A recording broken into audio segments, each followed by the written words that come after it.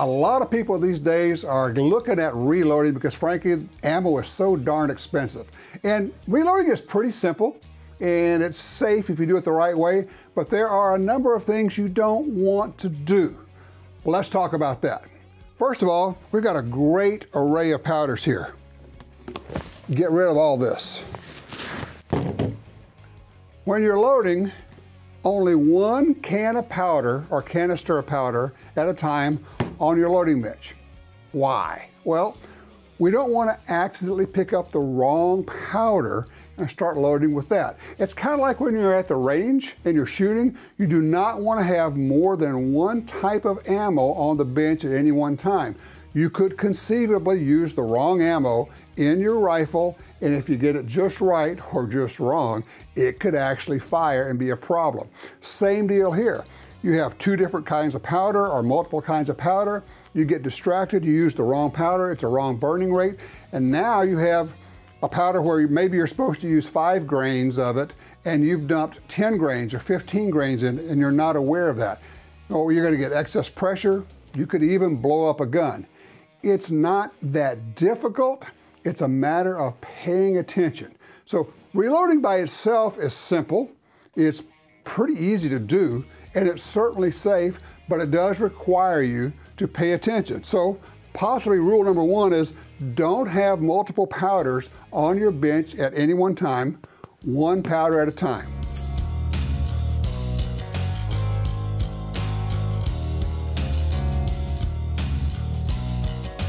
It may not be obvious, but you do not want to just swap out components indiscriminately. What do I mean by that? Well, obviously you're not going to be like using different types, but even different brands. Specifically, let's look at this. We have different types of bullets, all from Nosler here.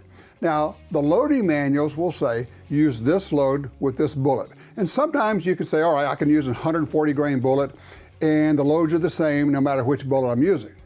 But if you switch to a different brand of bullet, say you go to a Barnes or a Sierra, don't assume that the charge weight for powder is going to be the same for that bullet weight. In fact, they test this. And why would that be?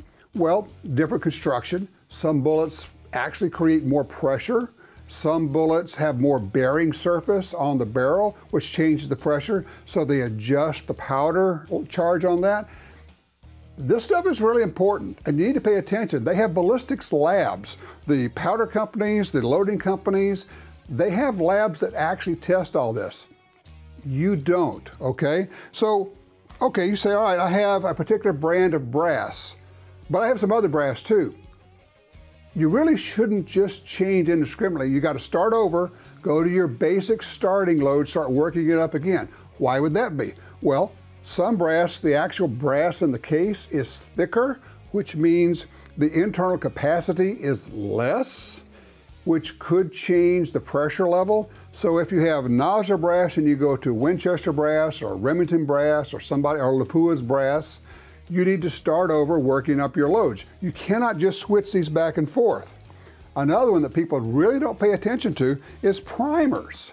You say, well, I'm using CCI primers, but I found some Remington primers. Good on you. Finding any primers these days is a good thing.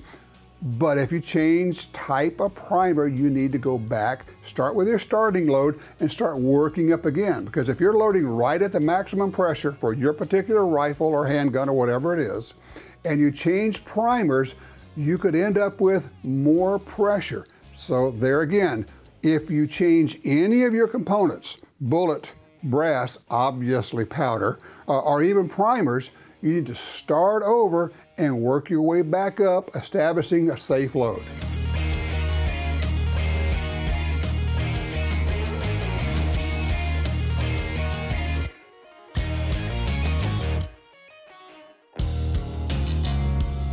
Probably the most common thing I hear people doing, and I think it's actually a real mistake, and you don't want to do this, is don't try to magnemize your particular caliber through reloading.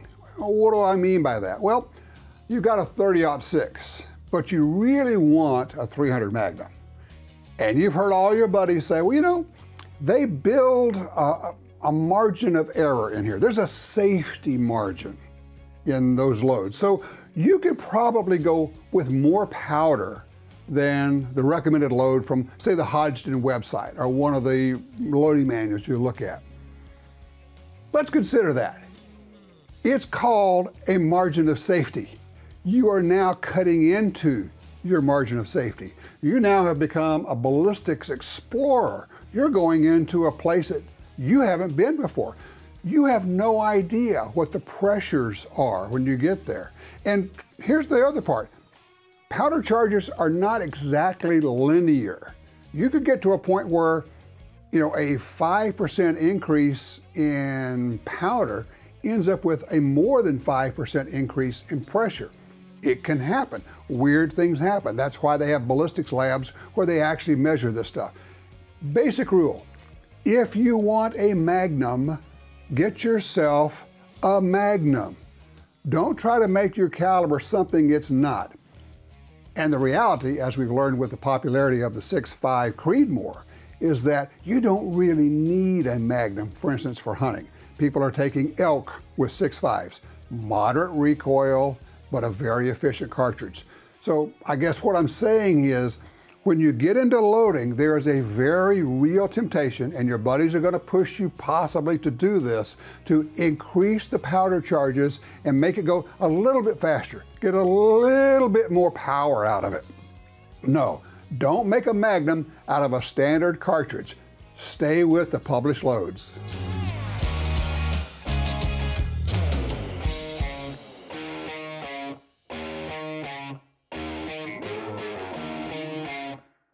When you get into reloading, one of the things you don't want to do is get too darn casual about it. Now, I will tell you, and a lot of people will tell you, reloading is easy. And it is, but that doesn't mean there's not a lot of things to understand or to know. What I really am saying is you need to become a student of this. You need to read about it. And yes, you can read a lot online, a lot of it's available there. But honestly, if you get one or even two or three of the loading manuals, the printed manuals, it's great fun to just go through and look at each cartridge and find out about the history of the cartridge and what it's used for, and you'll learn so much. But when I say become a student of it, I'm talking about things like when you see that, okay, I'm supposed to use 30 grains of powder.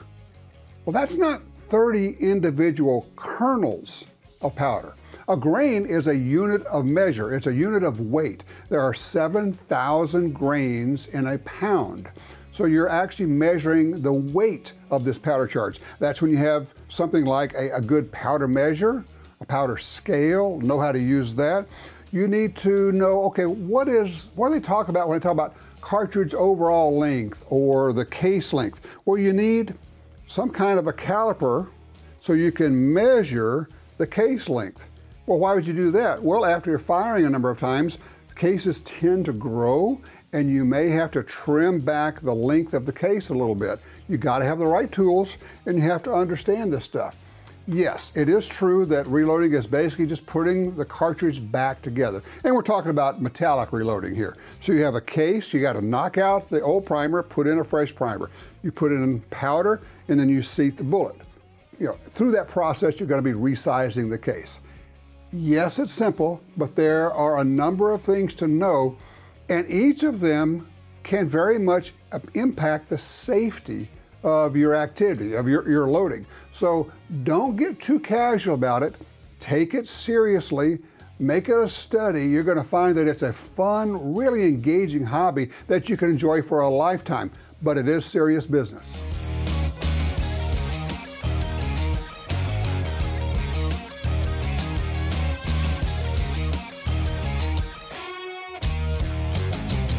Sure, reloading is safe, but here's something you don't want to do.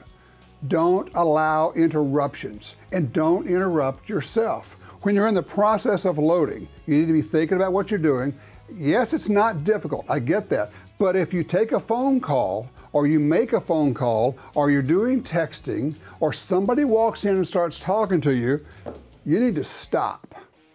Have that conversation if that's what you need to do, but then when you start again, kind of back out, mentally get yourself ready. I equate this a lot to, I'm a private pilot, and when we're doing our pre-flight inspection of the plane, if somebody comes out and talks to us, interrupts us, The thing you're supposed to do is stop, go back to the beginning, and do the pre-flight all over again. The problem is you're sitting there loading, you get some kind of interruption, and you don't realize that perhaps you have already put powder in a whole row of cartridge cases. And then you go back and put powder in that row of cartridge cases again. You now have a double charge in all of those cartridges. Very, obviously, very unsafe. That's where you say, stop, where was I? I'm gonna start again. And it may even be you just say, okay, I'm gonna back out. Maybe, I don't know, maybe you dump out the powder and start over. But at the very least, maybe you're looking at your cartridge cases here and you've been putting powder in them. You take your flashlight out, you actually look down in there, okay, those have powder, those don't, I'll know where to go. Just understand that interruptions when you're loading can be dangerous, and that can be distractions that you put on yourself. Watching TV, making phone calls, whatever it happens to be. It's not difficult and it's fun, but at the same time, it's pretty serious stuff. Stay with the basics and you'll be safe.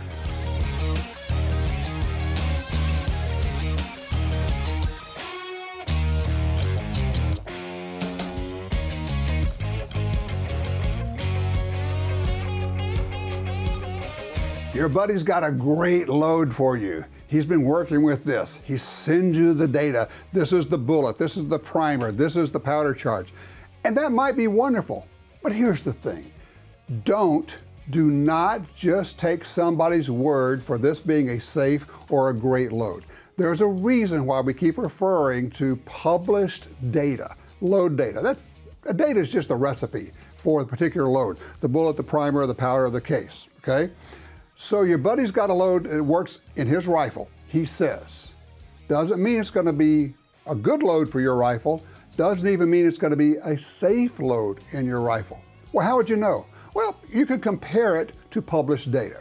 If he says, okay, you need 40 grains of 4064 powder in this particular one, and you go to the load data, you go to the Hodgdon website and you look for that caliber, for that bullet, and it says maximum of 35 grains of powder, of 4064 powder, with that particular bullet, the alarm bell should be going off in your head. You're going, I don't know about this.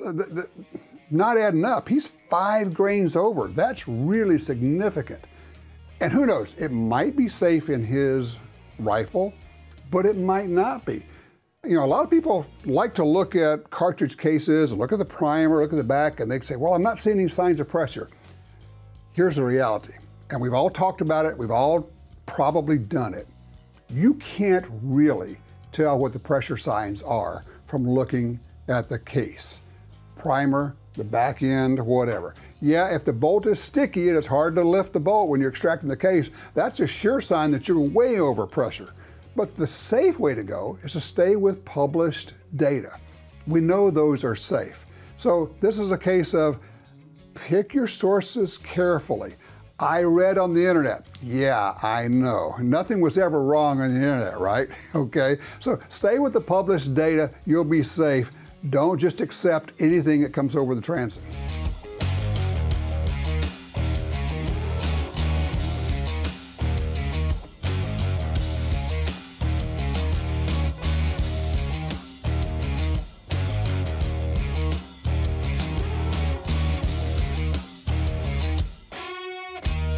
Here's an important one not to do when you're reloading. Do not start with the maximum published load for that cartridge. You know, when they're putting out the load data, whether it's Hodgdon or Nosler or anybody who's putting out this data, because the bullet manufacturers and the powder manufacturers offer load data for you to use. They start with a minimum load and a maximum load. You don't want to be beyond either one of those, and here's why. If you start at maximum and you start going above that, well, you're going to have too much pressure. Fact of the matter is, your particular rifle may have a chamber that's a little bit tight. It may be that the published maximum load is really beyond what you want to be using in your rifle. So what do? Start at the minimum, they have a starting load, and start working your way up. And you'd probably load 3 to 5 cartridges with that powder charge. It might be 40 grains. And then 3 to 5 cartridges at 40.5 grains, and then 41 grains, and 40.5 grains. And you take them all out to the range, spend a nice afternoon out shooting, and you see which one gives you the best accuracy. And as you get toward the published max loads, start paying attention. If you get like a sticky bolt or any kind of signs of pressure, stop right there. And then I would say maybe a half a grain less to that becomes the max load for your particular rifle. And look, here's the deal. You don't need maximum velocity in anything to accomplish the task. I mean, if you're shooting a 30-06 and it shoots a 180 grain bullet at 100 feet per second less than the published max, who cares? A deer, an antelope, or an elk's not going to care. You're going to be hitting the same targets. You're going to be able to hit steel. You're going to be able to do everything you want. Now, let's talk for just a second of why you don't want loads less than the minimum. Well, there's a reason behind that, and it's a safety issue. If you start going lower than the published minimum, there are a couple of phenomena where that can weirdly end up with excess pressure. Basic rule, stay with the published loads. Be careful about where you go get your published loads. Powder manufacturers, bullet manufacturers are going to be your best source, and most of them have their information online. I spend a lot of time on the Hodgdon website looking at load data, comparing one cartridge to another, one powder to another. It's actually quite a lot of fun. But if you stick with published loads, you're going to be safe.